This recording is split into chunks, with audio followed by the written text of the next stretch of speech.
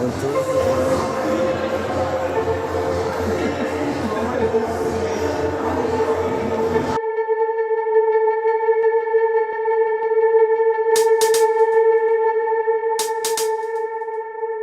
Morra!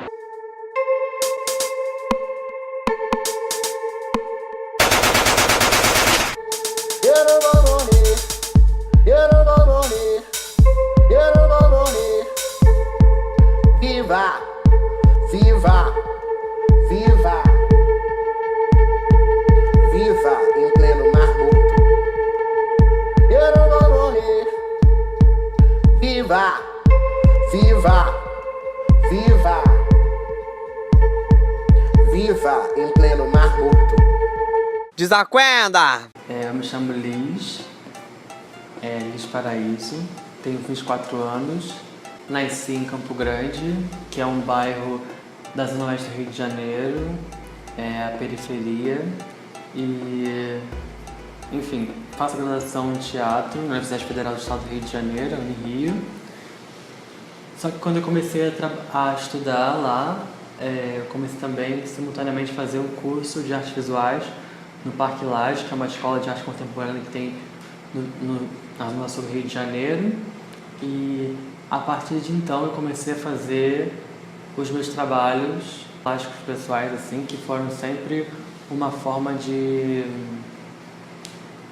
Eu comecei porque, enfim, teve uma gestão super elitista nessa escola e eu queria me posicionar politicamente, então eu fazia umas bombas plásticas que eram umas confusões, aberturas, e aí deu início ao meu processo de trabalho. Inicialmente eu tinha os trabalhos que eram feitos para o exercício sala de aula e depois eu consegui entender o meu trabalho como um processo meu e que eu faço para mim. Eu fazia performances com Augusto Braz, que é um artista paulistano, e só que na verdade eu só emprestava o meu corpo para as ações dele. E, enfim, eu comecei a estudar no Parque Lage em 2013 e estava tudo bem, até que teve uma mudança da gestão dessa escola, implementaram uma OS, então as bolsas foram cortadas, a cantina escolar se transformou num bistrô francês e eu, que levava 2h30 para chegar até essa escola, comecei a me incomodar muito com essa nova relação do espaço, porque, enfim, se tornou um lugar super elitizado e eu comecei a me ver sendo excluída como uma aluna bolsista que não tinha dinheiro para comer no bistrô francês, que sabia que não podia participar das exposições porque eles convidaram 5 curadores para fazerem 5 exposições durante o ano, sendo que aí você tinha que ter um trabalho maduro o suficiente para participar. E como meu trabalho tinha questões tocantes a uma discussão de gênero e sexualidade, então eu sabia que ia ser um problema, porque, enfim, em 2015 ainda não tínhamos alcançado ainda o boom da questão queer, então era bem problemático.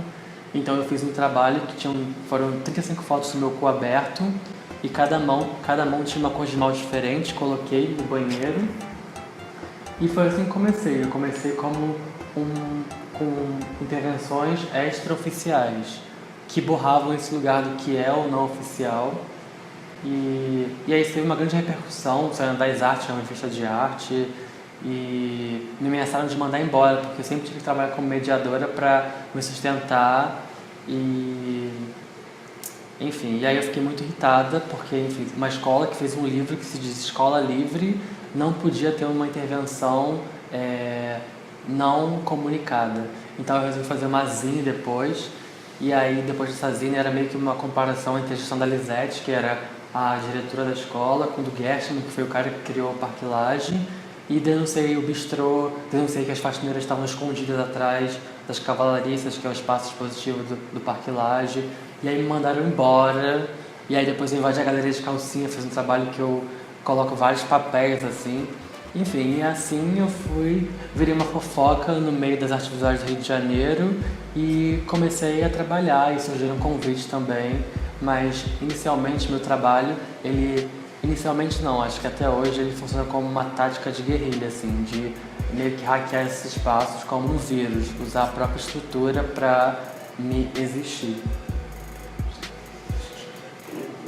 Eu tenho meu corpo como plataforma de pesquisa e o meu dia a dia como laboratório mesmo, então eu sempre tento transfigurar essas violências da opressão em algo plástico. E assim eu comecei a fazer performance porque eu acho que, de alguma forma, o meu corpo ele é muito potente em ação em espaços que geralmente a maioria das pessoas são cis, que são os espaços de arte. E ele acaba catalisando, enfim, discussões sobre isso, para mim é bem potente. Mas agora também, eu tive vários momentos. Inicialmente eu comecei fazendo performance, e aí depois eu comecei a fazer vídeo performance. Eu tive uma aula com a Ana Lu Cunha, que é uma professora da UERJ e do Parque Lage, e aí dentro disso eu comecei a fazer uns pós-pornôs, que é meio que reconfigurar essa linguagem da pornografia para criar novas estruturas de desejo ou problematizar já existentes. Faço mais videoinstalações e como eu tenho uma família de homens ourives que fazem joias, eu comecei a criar uma série de joias bélicas, que são joias assassinas, e o discurso é que se você tem um corpo bélico, você precisa de joias bélicas, então são sempre coisas cortantes. Inclusive, eu acabei de exibir 3 dessas joias no MASP, na exposição História de Sexualidade. E, enfim, é um processo contínuo. Tanto que meu primeiro trabalho foi meu coberto com as joias pintadas, e aí a minha primeira joia foi se chamar Unha Navalha. Tem sempre são objetos que eu faço para serem usados, sabe? São continuidades do meu corpo, eu acho. Então, eu sou graduando em teatro pela Universidade Federal do Estado do Rio de Janeiro. Estou no 7º período. Eu fiz 3 anos de Parque Lage, que é uma escola livre, então foram vários cursos de 6 meses, né, por semestre. Trabalhei muito com arte e educação em vários museus do Rio de Janeiro. Então, na verdade, cada lugar tem uma coisa diferente de se fazer, assim. Minha primeira performance se chama Fato Indumento, que é um trabalho que eu fico de calcinha, e aí um outro artista chamado Augusto, ele começa a colar esse papel no meu corpo. Enfim, a gente queria ter essa coisa de, acho que belas artes, de ter essa coisa do material e também colocar questões que estão no nosso dia a dia, sabe? De ser Augusto bicha, sabe? Eu, uma pessoa não binária, trans, sabe? Enfim, de alguma forma, criar não sei, um diálogo. Ai, não sei, difícil, não consigo. É porque tem tanta coisa. Eu acho que tem, como diz Ricardo Masbal, tem vários mundos da arte dentro da arte, sabe? E eu acho que cada instituição, e isso que fala instituição também, pessoas, tem uma relação diferente com o seu corpo. Por exemplo, eu faço muitas performances em Sesc, e aí eu sou super bem recepcionado, eles entendem a questão, só que o público não é um público especializado, então, de alguma forma, as pessoas talvez não entendem que o meu salão, eu tenho um salão de manicure, em que eu pinto as pessoas só de rosa, é um salão que é um trabalho de performance, e aí é um trabalho super mais educativo, diálogo, de falar o que é meu corpo, o que eu sou, enfim. Ou então também um museu que diz ser um entendedor, sabe, instituição enquanto pessoas, do meu corpo, do meu estar no mundo, mas que ao mesmo tempo não consegue lidar com o meu corpo vivo, sabe? Parece que algumas instituições querem a gente sempre chapado em 2D, uma impressão, porque se você está viva, falando, reclamando, ou então pontuando algumas coisas, sabe, que são algumas opressões estruturais que acontecem com a gente, já se torna um grande problema. Em que eu já fiz o meu trabalho de forma não oficial, invadi galeria e fiz, sabe, teve uma recepção, e também fiz ela de forma oficial e teve uma outra recepção, sabe, então acho que tudo depende do contexto, de como é executado e do lugar também.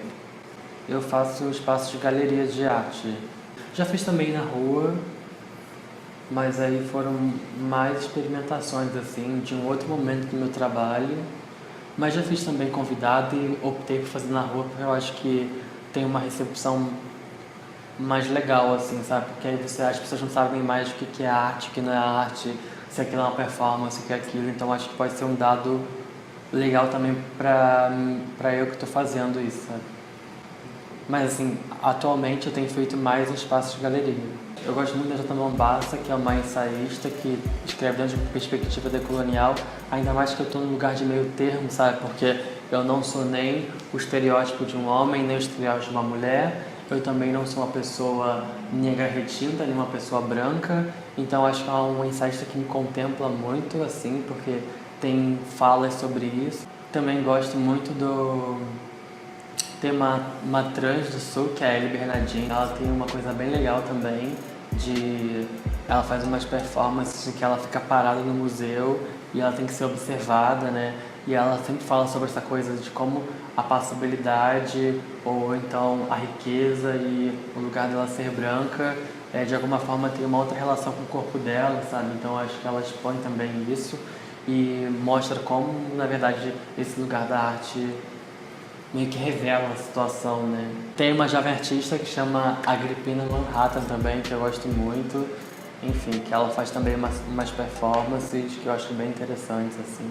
Inclusive a Ellen, ela acabou de fazer na Galeria Península, no Sul, uma transgenealogia que ela meio que mapeou as trans na arte e foi bem difícil, porque realmente a gente não tem registro de informação sobre pessoas trans que tiveram esse grande circuito de arte, assim, sabe? Não sei. Acho que tem uma artista agora que eu estou estudando bastante, que é a Lydia Clark. Lydia Clark foi uma escultora brasileira que fez parte do movimento chamado neoconcretismo e ela é uma super precursora da estética relacional, tanto que foi nossa primeira vanguarda, sabe, brasileira no neoconcretismo, de pessoas brasileiras, porque o concretismo foi o Valdemar Cordeiro, que é um italiano. Mas eu gosto muito do trabalho dela, porque, enfim, tem essa coisa do toque e da troca também, né? Porque o trabalho não fica num lugar estático, em que o público fica de um lado e você de outro, sabe? Mas tem essa interação. E como eu faço os objetos que são para serem vestidos e tocados, então me interessa muito esse lugar da estética relacional. Só que aí eu acrescento uma nova coisa. Tanto que meus trabalhos de alumínio, eles são umas releituras dos bichos da Lydia Clark, que são bichinhas, o nome, que é para você tocar e se cortar. E aí, de alguma forma, agora nos meus objetos, eu tento trazer alguma coisa meio que agressiva, sabe? Não sei. Só pra dizer que não tá tudo bem mesmo, sabe? Que é pra você mexer e se cortar, ou ter a possibilidade de se cortar.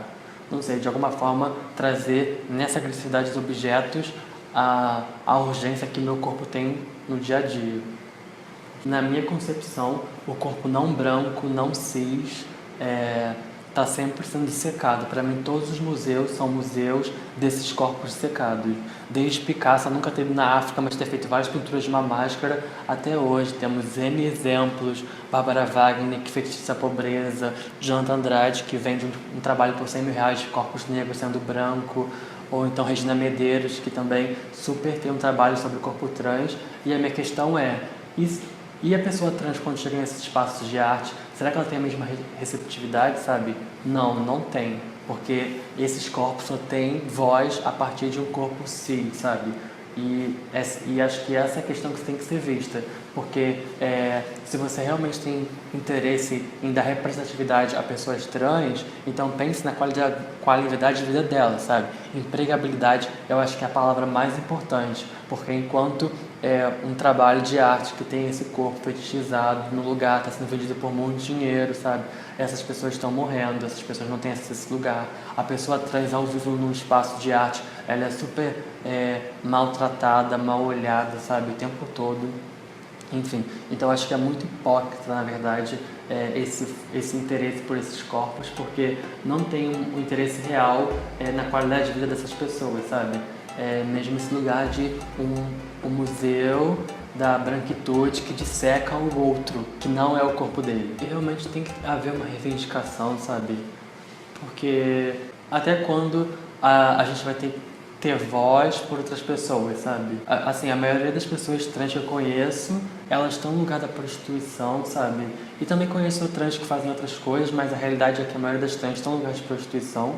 E eu fico me perguntando por quê, sabe? E aí, ao mesmo tempo, eu vejo várias pessoas cis, brancas de classe média, falando sobre esses corpos, sabe? Fazendo documentários sobre esses corpos, fazendo trabalho sobre esses corpos. E aí, qual é o interesse sobre isso, sabe? Por que essas pessoas estão falando sobre isso? Eu acho que não tem nenhuma preocupação, sabe? Porque, na verdade, talvez falar sobre pessoas trans entrou no lugar de inclusão do politicamente correto. Então, a gente não pode mais ignorar esse fato, mas também não tem interesse em dar emprego. Então, acho que não faz muito sentido. Performance pode estar numa frase bem simples, que é no verbo estar. Estar sendo, nada é, tudo está sendo. Performance é essa ação contínua, sabe? Eu sou uma artista ou eu estou sendo uma artista? Porque na minha realidade, eu posso daqui a pouco estar num subemprego de 8 horas por dia, 7 dias na semana, e aí eu não vou estar sendo artista, sabe? Eu vou estar sendo atendente em algum lugar.